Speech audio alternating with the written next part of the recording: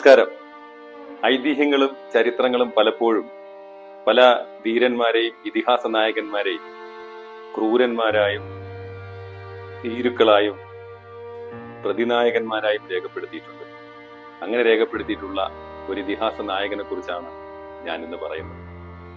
മഹാഭാരത കഥയിൽ എനിക്കിഷ്ടപ്പെട്ട രണ്ട് കഥാപാത്രങ്ങൾ, ഒന്ന് ദുര്യോധനനും മറ്റൊന്ന് കർണനുമാണ്. അതിൽ ദുര്യോധനുമായി ബന്ധപ്പെട്ട് നമ്മുടെ കേരളത്തിൽ, പ്രത്യേകിച്ച് കൊല്ലം ജില്ലയിൽ ഒരു ഐതിഹ്യം. കൊല്ലത്ത് പോരുവഴി മലനട ക്ഷേത്രത്തിലെ ദേവത ദുര്യോധനനാണ്. സുയോധനൻ എന്ന നാമത്തെ അധികാരം പ്രയോഗിക്കുന്നതിനോ ആയുധം ഉപയോഗിക്കുന്നതിനോ കഴിവില്ലാത്തവനെന്ന് അർത്ഥം വരുന്ന രീതിയിൽ ദുര്യോധനൻ എന്ന് അപകീർത്തിപ്പെടുത്തി വിളിച്ചത് പാണ്ഡവരാണ്. ഐതിഹ്യങ്ങളും ചരിത്രങ്ങളുമെല്ലാം വിജയികളുടെ മാത്രം കഥയല്ല, അത് പരാജിതരുടേത് കൂടിയാണ്. നമുക്കിന്ന് പരിചയപ്പെടാം കൊല്ലം പോരുവഴി മലനട ക്ഷേത്രവും ദുര്യോധനൻ.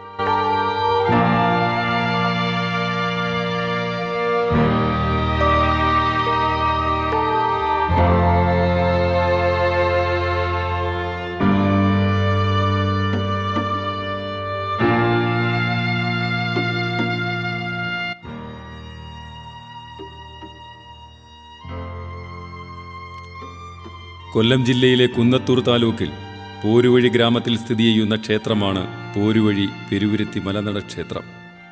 തെക്കൻ കേരളത്തിലെ മലനടകളിൽ പ്രഥമ സ്ഥാനമാണ് പെരുവിരുത്തി മലനടയ്ക്ക്. കുറവ സമുദായവും 7 കരകളിൽ നിന്നും തിരഞ്ഞെടുക്കപ്പെട്ട ഭരണസമിതിയുമാണ് ക്ഷേത്രകാര്യങ്ങൾ നിയന്ത്രിക്കുന്നത്. കൊല്ലം, ആലപ്പുഴ, പത്തനംതിട്ട ജില്ലകളിലായി 1000-ലധികം മലനടകളുണ്ട്. മീനമാസത്തിലാണ് പോരുവഴി മലനടയിലെ പ്രസിദ്ധമായ മലക്കുട മഹോത്സവം. മീനമാസത്തിലെ ആദ്യത്തെ വെള്ളിയാഴ്ച കൊടിയേറും. എല്ലാ വർഷവും കരുനാഗപ്പള്ളിയുടെ തീരഗ്രാമമായ ആലപ്പാട്ട് അരയന്മാരുടെ വംശത്തിൽപ്പെട്ട ഒരു കുടുംബത്തിൽ നിന്നും മലനടയിലേക്കുള്ള കൊടിയും കൊടിക്കയറും ആലപ്പാട് സുബ്രഹ്മണ്യ സ്വാമി ക്ഷേത്രത്തിൽ നിന്നും പൂജകൾ ചെയ്ത് ഘോഷയാത്രയായി മലനടയിലേക്ക് എഴുന്നള്ളിക്കും. ഉത്സവനാളിലെ കെട്ടുകാഴ്ചകളിൽ ഏറ്റവും പ്രധാനം കാളയും എടുപ്പുകുതിരയുമാണ്. മലനട അപ്പൂപ്പൻ്റെ ഇഷ്ടദാനം കെട്ടുകാളയാണ്. തിളങ്ങുന്ന കണ്ണുകളും വാശിയും വീറും വടിവൊത്ത ശരീരപ്രകൃതിയുമുള്ള കെട്ടുകാളയെ കാണുന്നതിനായി ജനലക്ഷങ്ങളാണ് എത്തിച്ചേരുന്നത്. ഇവിടുത്തെ മത്സരക്കമ്പവും ഏറെ പ്രശസ്തമായിരുന്നു. 1990-ലെ 33 പേർ മരണപ്പെട്ട വെടിക്കെട്ട് ദുരന്തത്തിനു ശേഷം മത്സരക്കമ്പം നിരോധിക്കപ്പെട്ടു. കുറവരുടെ പൂർവിക പ്രകൃതി ആരാധനാ ഇടങ്ങളാണ് മലനടകൾ. സംഘകാലമായിരുന്നു കുറവരുടെ സുവർണകാലം. സംഘസാഹിത്യങ്ങളിൽ മിക്ക കാവ്യങ്ങളിലും നായികനായകന്മാർ കുറവനും കുറത്തിയുമായിരുന്നു. ഭൂരിഭാഗം രാജാക്കന്മാർ, സാഹിത്യകാരന്മാർ, കവികൾ, കവിയത്രികൾ തുടങ്ങിയവർ കുറവരായിരുന്നു. കുറത്തിയാണ് കുറവരുടെ തിണൈ. ആയതിനാലാണ് മലകൾ അവരുടെ ആരാധനാ ഇടങ്ങളായി മാറിയത്. കുറവ രാജവംശങ്ങളുടെ തകർച്ചയുടെ കാലഘട്ടത്തെ ചരിത്രത്തിലെ ഇരുണ്ട നൂറ്റാണ്ടുകളെന്ന് വിശേഷിപ്പിക്കാം. പോരുവഴി മലനട ക്ഷേത്രത്തിൻ്റെ ഐതിഹ്യം മഹാഭാരത കഥയുമായി ബന്ധപ്പെട്ടതാണ്.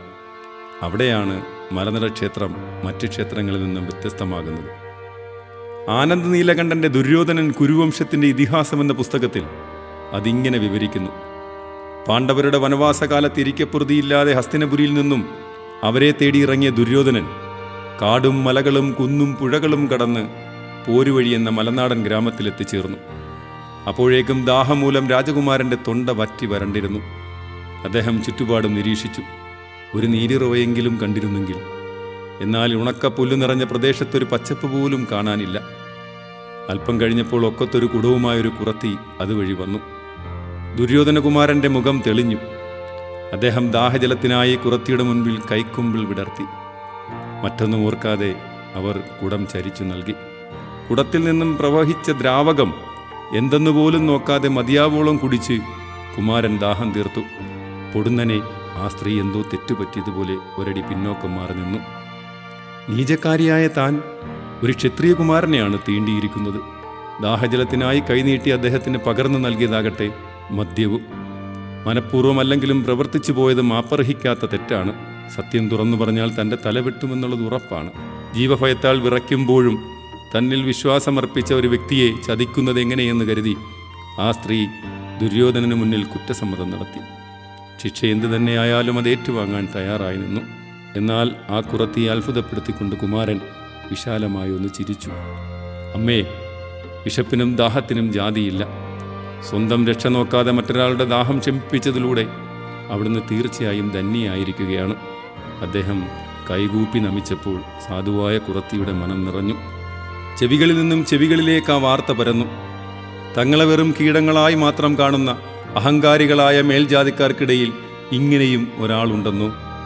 തങ്ങളെ ശിക്ഷിക്കാനും ഭീഷണിപ്പെടുത്താനും മാത്രമായി ഗ്രാമത്തിലേക്ക് പാഞ്ഞെത്താറുള്ള ഉപരിവർഗക്കാർക്കിടയിൽ ഉദാരമനസ്കനായ ഒരാളുണ്ടെന്നോ? കേട്ട കാര്യം വിശ്വസിക്കാനാവാത്ത ഗ്രാമീണർ തരിച്ചു നിന്നു. മഹാമനസ്കനായ ക്ഷത്രിയകുമാരനെ നേരിൽ കാണാനായവർ സംഭവസ്ഥലത്തേക്ക് പാഞ്ഞെത്തി. ഗ്രാമത്തിലെത്തിയ വിശിഷ്ടാതിഥിയെയും അദ്ദേഹത്തിൻ്റെ പിന്നിൽ വിനയം വിടാതെ മാറി നിൽക്കുന്ന കുറത്തിയെയും അവർ നിർനിമേഷരായി നോക്കി നിന്നു. അവരെയെല്ലാം ഒന്നിച്ചു കണ്ട സന്തോഷത്തോടെ നിന്ന് ദുര്യോധനൻ ഇങ്ങനെ പ്രഖ്യാപിച്ചു: ഹസ്തിനപുരത്തെ യുവരാജാവായ നാം ഇതാ ഈ ഗ്രാമവും ഇതിൻ്റെ പ്രാന്തപ്രദേശങ്ങളും നിങ്ങൾക്ക് സമ്മാനിക്കുന്നു. ഇവിടെ നിങ്ങളൊരു ക്ഷേത്രം പണിയണം.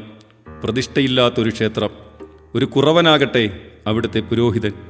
ദുര്യോധനൻ ഇപ്രകാരം വിളംബരം ചെയ്തപ്പോൾ ഗ്രാമീണർ ഹർഷാരവം മുഴക്കി. താമസിയാതെ രാജകുമാരൻ്റെ ആഗ്രഹം സാക്ഷാത്കരിക്കപ്പെട്ടു. ദുര്യോധനന് ദാഹജലം നൽകിയ കുറത്തിയുടെ പരമ്പരയിൽപ്പെട്ടവർ ഇന്നും മലനട ക്ഷേത്രത്തിൽ പൂജാരികളായി സേവനമനുഷ്ഠിക്കുന്നു. അവരെ ഊരാളിമാരെന്നാണ് വിളിക്കുന്നത്. ബിംബമില്ലെങ്കിലും ഇവിടെ പ്രധാന ദേവതയായി ആരാധിക്കപ്പെടുന്നത് ദുര്യോധനെയാണ്. ഇദ്ദേഹത്തിൻ്റെ പത്നിയായ ഭാനുമതി, മാതാവായ ഗാന്ധാരി, ആത്മസുഹൃത്തായ കർണൻ എന്നിവരാണ് ഇവിടുത്തെ ഉപദേവതമാർ. ഈ ക്ഷേത്രത്തിൽ ദുര്യോധനൻ്റെ ആത്മാവ് അദൃശ്യശക്തിയായി വസിക്കുന്നുവെന്നും സാധുക്കളെയും ദുർബലരെയും സംരക്ഷിക്കുന്നുവെന്നും ഗ്രാമവാസികൾ വിശ്വസിക്കുന്നു. നിന്ദിതരുടെയും പീഡിതരുടെയും ആശ്രയമായ ഈ അദൃശ്യശക്തി തന്നെ തേടിയെത്തുന്നവർക്ക് ദാരിദ്ര്യത്തിൽ നിന്നും രോഗപീഠകളിൽ നിന്നും മുക്തി നൽകുന്നുവെന്നും വിശ്വസിക്കപ്പെടുന്നു. അപ്പോൾ സ്വാഭാവികമായും ഉയർന്നു വരുന്ന ഒരു ചോദ്യം: 5000-ലേറെ വർഷം മുമ്പ് വടക്കൻ അതിർത്തിയിലെ ഹസ്തിനപുരിയിൽ നിന്നും യാത്ര പുറപ്പെട്ട് 3000-ൽ പരം കിലോമീറ്റർ താണ്ടി ഒരു രാജകുമാരൻ ഇന്ത്യൻ ഭൂഖണ്ഡത്തിൻ്റെ തെക്കേ കോണിലുള്ള ഒരു ഗ്രാമത്തിലെത്തുക. അതിൻ്റെ യുക്തിയെക്കുറിച്ച് നമ്മൾ സംശയം ചോദിച്ചാൽ അതിലും വലിയൊരു ചോദ്യവുമായി ഗ്രാമവാസികൾ നമ്മളെ നേരിടും. കേവലം 32 വർഷം മാത്രം നീണ്ടുനിന്ന മനുഷ്യായുസിനിടയ്ക്ക് ഇങ്ങ് കേരളത്തിലെ ഒരു ഗ്രാമത്തിൽ നിന്നും സാക്ഷാൽ ആദിശങ്കരൻ അങ്ങ് കേദാരനാഥിലേക്കും ബദരീനാഥിലേക്കും പലകുറി യാത്ര ചെയ്തിട്ടുണ്ട് എന്ന് നിങ്ങൾ വിശ്വസിക്കുന്നുണ്ടോ? അങ്ങനെ വിശ്വസിക്കുന്നെങ്കിൽ നിങ്ങളിതും വിശ്വസിക്കണം. അതോടൊപ്പം അവർ ചോദിക്കുന്ന മറ്റൊരു ചോദ്യം: ഞങ്ങളുടെ ദുര്യോധനമൂർത്തി നീചനായിരുന്നുവെങ്കിൽ കൗരവ പാണ്ഡവരുടെ പിതാമഹനും കുരുവംശത്തിൻ്റെ നെടുന്തൂണുമായ ഭീഷ്മർ, പാണ്ഡവ കൗരവരുടെ ഗുരു ദ്രോണർ, കൃപർ മുതലായ മഹാരഥന്മാരും കൃഷ്ണൻ്റെ അക്ഷൗഹിണിയും എന്തിനാണ് അദ്ദേഹത്തിനൊപ്പം ചേർന്ന് പാണ്ഡവർക്കെതിരെ യുദ്ധം ചെയ്തത്? ഇതിനോടൊപ്പം ചേർത്ത് വായിക്കേണ്ട മറ്റൊരു ഐതിഹ്യം കൂടിയുണ്ട്. മഹാഭാരത യുദ്ധം കൊടുമ്പിരി കൊണ്ട സമയം ദുര്യോധനൻ മലനടയിലെത്തി. അദ്ദേഹം പ്രദേശവാസികളോട് അനുവാദം ചോദിച്ച് യുദ്ധത്തിന് പുറപ്പെട്ടു. അപ്പോൾ ജനങ്ങളോടായി ഇപ്രകാരം പറയുകയുണ്ടായി: മീനമാസം 2-ാം വെള്ളിയാഴ്ച യുദ്ധത്തിൽ വിജയശ്രീലാളിതനായി ഞാൻ തിരിച്ചു വരും. അന്നെന്നെ സ്വീകരിക്കുന്നതിനു വേണ്ടി മീനമാസം 1-ാം വെള്ളിയാഴ്ച മുതൽ സകലവിധ ഒരുക്കങ്ങളോടും കൂടി നിങ്ങൾ കാത്തിരിക്കണം. മീനമാസം 2-ാം വെള്ളിയാഴ്ച അർദ്ധരാത്രി വരെ എന്നെ കാണുന്നില്ലെങ്കിൽ യുദ്ധത്തിൽ ഞാൻ മരിച്ചതായി കണക്കാക്കി എനിക്ക് വേണ്ടി ഉദകക്രിയകൾ നടത്തണം. അതിൻ്റെ ഓർമ്മയ്ക്കായിട്ടാണ് മീനമാസം 1-ാം വെള്ളിയാഴ്ച കൊടിയേറി 8 ദിവസത്തെ ആഘോഷങ്ങളോടുകൂടി മീനമാസം 2-ാം വെള്ളിയാഴ്ച വലിയ കെട്ടുകാഴ്ചകളോടും ആചാരവെടിയോടും കൂടി ദുര്യോധനെ വരവേൽക്കുന്നുള്ള ഒരുക്കങ്ങൾ മലനട നിവാസികൾ നടത്തുന്നത്. പോരുവഴി എന്ന പേര് വന്നത് തന്നെ പോരു വന്ന വഴി എന്നാണ് പറയപ്പെടുന്നത്. അതായത് യുദ്ധം വന്ന വഴി.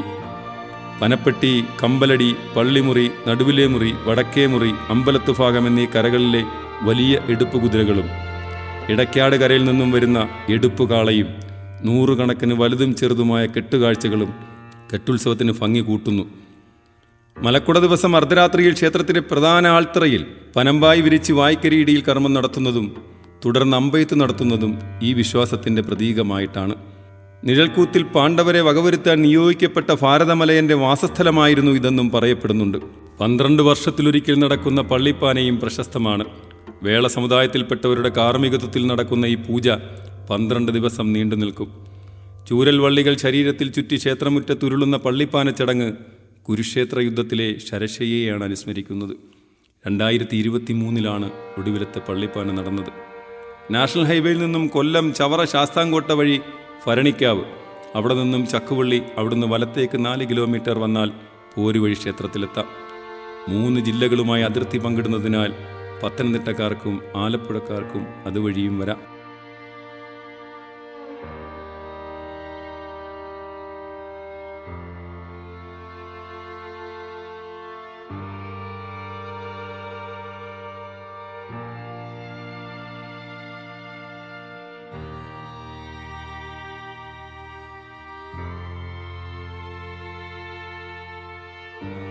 കഥകൾ അവസാനിക്കുന്നില്ല, കാഴ്ചകൾ